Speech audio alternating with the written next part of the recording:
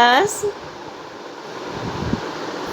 बच्चों, आज हम पढ़ेंगे फ्रॉम ट्रे टू टेरिटरी का टीपू सुल्तान चैप्टर। अभी तक पढ़ चुके हैं बच्चों आप इसमें कि कैसे अंग्रेज़ों ने रेजिडेंट ने स्थापित किए और कैसे कंपनी के जो बड़े बड़े ऑफिसर्स थे वो नवाब बन गए और हर जगह हर राज्य में कंपनी ने अपने रेजिडेंट स्थापित करने के बाद में हर राज्य के जो भी व्यवस्था होती थी उनमें अपना दखल अंदाजी करने लग गए।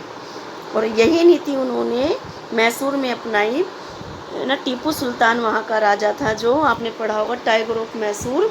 तो टाइगर क्यों कहा जाता है टीपू सुल्तान को? देखिए टीपू सुल्तान के स्टूडेंट्स, आज हम पढ़ेंगे जो है टीपू सुल्तान की स्टोरी कि कैसे टीपू सुल्तान के साथ भी उन्होंने ऐसा ही कुछ किया, अपने रेजिडेंट स्थापित करने की कोशिश की और टीपू सुल्तान ने उनका कैसे मुकाबला किया अंग्रेज़ों का। देखिए टीपू सुल्तान का नाम टाइगर ऑफ मैसूर कैसे पड़ा बच्चों? Kings are often surrounded by legend and their powers glorified through the folklore. Here is a legend about Tipu Sultan, who became the ruler of Mysore in 1782. It is said that once he went hunting in the forest with a French friend. There he came face to face with a tiger. His gun did not work and his dagger fell to the ground. He battled with the tiger unarmed until the managed to reach down and pick up the dagger. Finally, he was able to kill the tiger, and in the battle after this he came to be known as Tiger of Mysore. He had image of tiger on his flag. जो 1782 में बहुत शक्तिशाली राजा था मैसूर का टीपू सुल्तान, एक बार जंगल में अपने friend के साथ में, कोई फ्रेंच फ्रेंड के साथ में शिकार खेलने जंगल में गया। तो शिकार खेलने जंगल में जाते हुए उसका सामना एक शेर से हो गया। शेर से मुकाबला करते करते उसकी तलवार थी टीपू सुल्तान की, वो ज़मीन पे जाके गिर गई और उसकी जो बंदूक थी उसका वो भी फेल हो गया, ट्रिगर भी फेल हो गया। तो ऐसी स्थिति में बच्चों टीपू सुल्तान ने शेर का अपने बिना किसी हथियार के साथ में मुकाबला किया और किसी न किसी तरीके से अपनी तलवार ज़मीन से उठा ली। देखिए, और उस लड़ाई में वो उसने शेर को मार दिया। पिकअप अपनी किसी तरीके से ड्रैगर जो है पिकअप की और उसको मार दिया शेर को। और उसके बाद में शेर को मारने के बाद में इस लड़ाई में जीतने के बाद टीपू सुल्तान का नाम टाइगर ऑफ मैसूर पड़ा। और यही सिंबल जो है टाइगर ऑफ मैसूर के नाम से उसका जो देश का, उसका जो राज्य का झंडा था, इस पे इमेज बनी हुई थी। टाइगर ऑफ मैसूर का एक चित्र बना हुआ था इसी नाम से, है ना। तो इस तरह से टीपू सुल्तान का नाम टाइगर ऑफ मैसूर पड़ा। देखिए बच्चों, आगे हम पढ़ते हैं टाइगर ऑफ मैसूर की कहानी।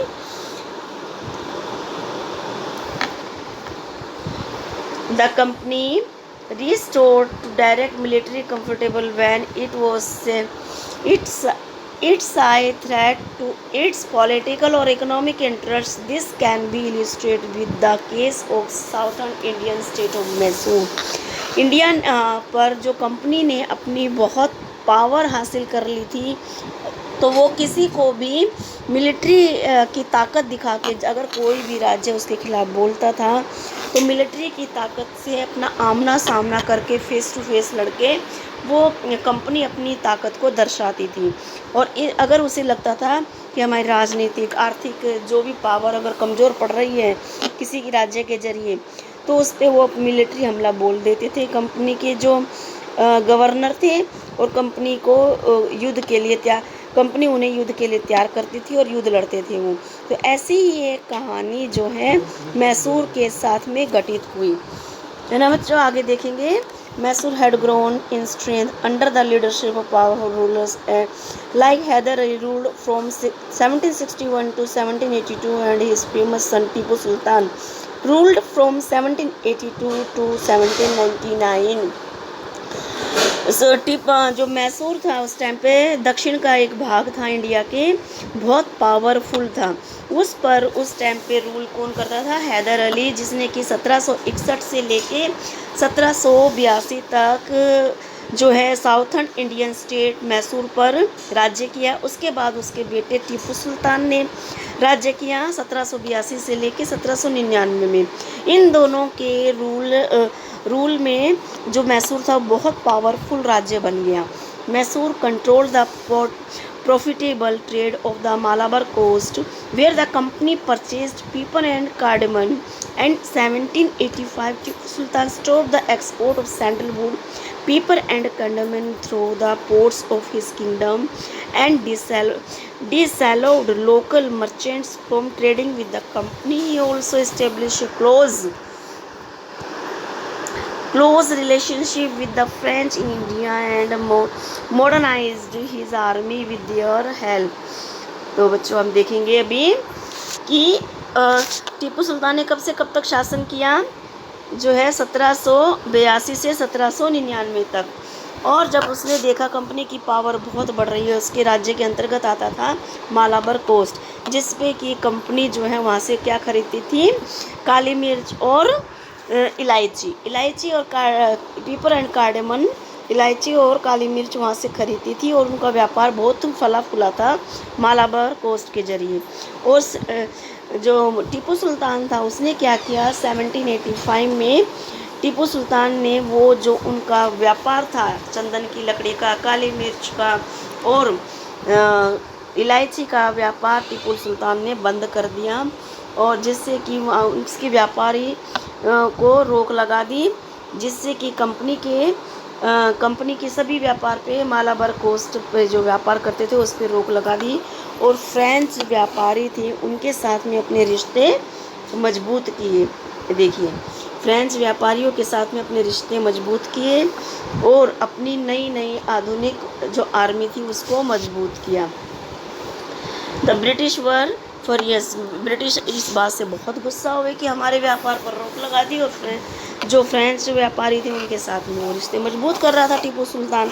देसा Hyder Ali Tipu Sultan ambitious, arrogant and the dangerous rulers who had to be controlled and crushed।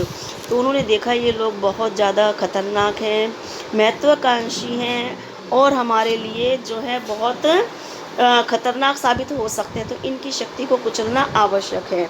तो 4 युद्ध हुए मैसूर के साथ में अंग्रेज़ों के, 1769 से लेके 1767 से लेके 69 तक हुआ, 80 से लेके 84, 1790 से 92 और 1799 में ऐसे 4 युद्ध हुए, जिसमें कि बहुत बार तो जो है टीपू सुल्तान ने उनको हरा दिया। और फिर एक अंतिम लड़ाई थी 1799 बैटल ऑफ श्रीरंगपट्टनम जो थी मैसूर की राजधानी थी। मैसूर की राजधानी के मेजर को बचाने के लिए टीपू सुल्तान की मृत्यु हो गई। न company ultimately win the victory, Sultan was killed defeating the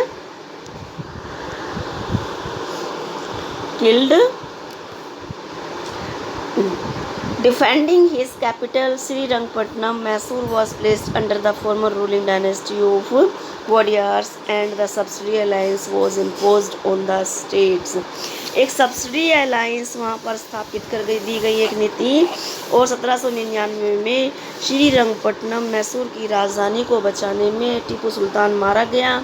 उसके मरने के बाद में पूरे मैसूर पर राजा जो उस कंपनी थी उसने शासन कर लिया, है ना। ये देखिए पूरी कंपनी ने शासन कर लिया पूरे मैसूर पे। और जो सब्सिडी अलायंस थी, जो नीति बनाई थी विलय की नीति, जो एक संधि बनाई थी रेजिडेंट जहाँ पर स्थापित करती थी कंपनी हर राज्य में सब्सिडी अलायंस के जरिए, वो नीति मैसूर पर भी उन्होंने स्थापित कर दी, है ना। तो देखिए बच्चों ये एक चित्र है टीपू सुल्तान के टाइम पे हुआ करता था। इसमें एक ऐसा रोबर टाइप एक शेर बनाया गया है। ये शेर एक बटन के जरिए दबाया जाता था और एक सिपाही उसके सामने खड़ा होता था जो कि अंग्रेज़ों का सिंबल था। और ये शेर किसका सिंबल था? टीपू सुल्तान का, है ना। इसको टीपू सुल्तान समझा जाता था और ये एक मॉडल था, और इसको सिपाही अंग्रेज़ों का सिपाही समझा जाता था। और ये टॉय था जो वो एक टाइगर जमाने से, एक बटन दबाने से उस सैनिक के ऊपर झपटता है और उसको खाने लगता है। तो इस तरह की एक उसने मूर्ति बनाई थी टीपू सुल्तान ने, जो कि उसके मरने के बाद में जो विक्टोरिया थी, रानी विक्टोरिया, अपने साथ में ब्रिटिश ले गई, ब्रिटेन में ही उसने वापस स्थापित कर ली। आज के टाइम पे भी ये मूर्ति ब्रिटेन में जो है स्थापित है। ऐसे ऐसे जो है टीपू सुल्तान जो इतना बहादुर राजा था, इस अंग्रेज़ों के बिल्कुल खिलाफ था, उसको भी हरा के अंग्रेज़ों ने अपना शासन जो है इंडिया पे स्थापित कर लिया। अब आगे पढ़ेंगे बच्चों, वार विद द मराठास। मराठास के साथ में जो कंपनी के बहुत सारे ईस्ट इंडिया कंपनी बहुत सारे वार हुए, बहुत सारे युद्ध हुए। From the late 18th century the company also sought to curb eventually destroyed Maratha power. Maratha की पावर को जो है 18th सेंचुरी में ही जो उसको बिल्कुल तबाह करना चाहती थी और बिल्कुल हटा देना चाहती थी, है ना, बिल्कुल हटा भी दिया था उसने इसकी पावर को, और मराठास की पावर को with their defeat in third battle of Panipat in 1761 में पानीपत की एक लड़ाई हुई थी मराठाओं के खिलाफ कंपनी की, उसमें बिल्कुल उसकी शक्ति को, मराठाओं की शक्ति को चकनाचूर कर दिया था कंपनी ने, और मराठाओं को बिल्कुल डिस्ट्रॉय कर दिया था। The Marathas dream of ruling from Delhi was shattered. Delhi से जो सल्तनत अपनी करने की जो मन में ठाने थे मराठाओं ने, उसका भी दरवाज़ा जो ब्रिटिशर्स ने बंद कर दिया, और कंपनी ने मराठा पावर को डिस्ट्रॉय कर दिया, बिल्कुल तहस नहस कर दिया। They were divided into many states under different chiefs, Sardars belonging to dynasties such Sindhia, Holkars, Gaekwad, Bhonsle. मराठाओं की शक्ति अलग अलग जो छोटी छोटी रियासतों में डिवाइडेड हो गई, छोटे छोटे स्टेट बन गए, जिनमें कि जो सरदार उनके होते थे सिंधिया नाम के व्यक्ति, जो सिंधिया, होकर, गायकवाड़, भोंसले आदि जो 3-4 ऐसे शक्तिशाली जो उस टाइम पे राजा हुआ करते थे, उन स्टेट के जो सरदार बने, है ना, छोटे छोटे स्टेट में डिवाइडेड होने के बाद छोटे स्टेट के मालिक बने, सरदार बने, जो कि मराठास की पावर को दर्शाते थे। थोड़ी बहुत जो पावर मराठास की बच गई थी। This chief were held together in a confederacy under a Peshwa principal minister who became its effective military and administration head based in Pune. जो पुणे में उस टाइम पे पेशवा हुआ करता था, जो कि एक कॉन्फेडरेंसी का सदस्य हुआ करता था, मिनिस्टर हुआ करता था, मेन हेड हुआ करता। कॉन्फेडरेंसी किसको बोलते थे बच्चों? एक राज्यसभा गठित की थी बड़े बड़े राज्यों के हिसाब से कंपनी ने, उसमें पेशवा नाम रखते थे जिस व्यक्ति को पूरा हेड ऑफ मिनिस्टर चुना जाता था उस राज्य सभा का, एक राज्यसभा कॉन्फेडरेसी का। तो पेशवा के अंडर में ही ये जो सरदार थे छोटे छोटे, जैसे मराठा उसके सरदार थे सिंधिया, होकर, गायकवाड़, भोसले, ये सब पेशवा के अंडर में काम करते थे, उनके राज्य जो है पेशवा के अंडर में आते थे। Mahadji Scindia and Nana Fadnavis were two famous Maratha soldier and statesmen of late 18th century। 18th century के लास्ट में जो मेन मराठास के जो मेन पावर बच गई थी, नाना फडनीस और महादजी सिंधिया जो थी, दो ऐसी सैनिक शक्तियाँ बच गई थी जो कि शक्तिशाली थी। बाकी मराठाओं को कंपनी के युद्धों ने समाप्त कर दिया था। अब आगे देखते हैं बच्चों, the Marathas were subdued in series of wars. Maratha बिल्कुल हार चुके थे, बहुत जो गहरे गहरे युद्ध हुए थे उनके खिलाफ। In the first war that ended in 1782। 1782 में पहला जो युद्ध था वो ख़त्म हुआ with the treaty of Salbai. Salbai की एक ट्रीटी हुई थी, एक कोई संधि हुई थी, जिसके जरिए कि मराठास को अपनी पूरी शक्ति कंपनी को ही सौंपनी पड़ती थी। There was no clear victor. इसमें दोनों तरफ से जो थी, दोनों एक बार 1882 के युद्ध में जो युद्ध खत्म हुआ, एक उनके बीच में संधि हो गई है ना, उसमें कोई भी विजय नहीं हुआ था। द सेकेंड एंग्लो मराठा वार, दूसरा युद्ध जब हुआ मराठा के बीच में और ईस्ट इंडिया कंपनी के बीच में 1803 से लेके 5 तक, was fought on different fronts, इसमें अलग अलग तरीके से वो लोग लड़े। Resulting in British gained Orissa and the territories north of Yamuna, उसमें क्या रिजल्ट निकला कि ब्रिटिश ने अपने अंडर में क्या क्या चीज़ ले ली, उड़ीसा और इसके जो छोटी टेरिटरीज थी, इसके जो छोटे छोटे राज्य थे, और उत्तर प्रदेश की यमुना रिवर, इसके आसपास के आगरा, दिल्ली, जो भी राज्य अपने अंडर में ले लिए। और थर्ड बैटल कब हुई बच्चों? थर्ड बैटल हुई मराठास की 1817 से लेके 19 तक। इसमें मराठा की पावर बिल्कुल तहस नहस हो गई, क्रश्ड हो गई, और Peshwa was removed and sent with Bithoor near Kanpur, वो विद पेंशन, और पेशवा को भी हटा दिया गया, वो इंडियन था है ना, पेशवा को भी एक बिठूर नाम, जो अब कर्नाटका के नाम से मशहूर है, ऐसी जगह भेजा गया कानपुर के निकट, और जो कि उसको पेंशन के तौर पे रखा गया, और उसको पेंशन दी जाती थी और सब जिम्मेदारियों से उसको मुक्त कर दिया गया। The company now had complete control over the territory south of Vindhyas, Vindhyas के जो साउथ के पार्ट थे, जो कि दक्षिण के पार्ट थे, वो सब कंपनी ने अपने कंट्रोल में ले लिए।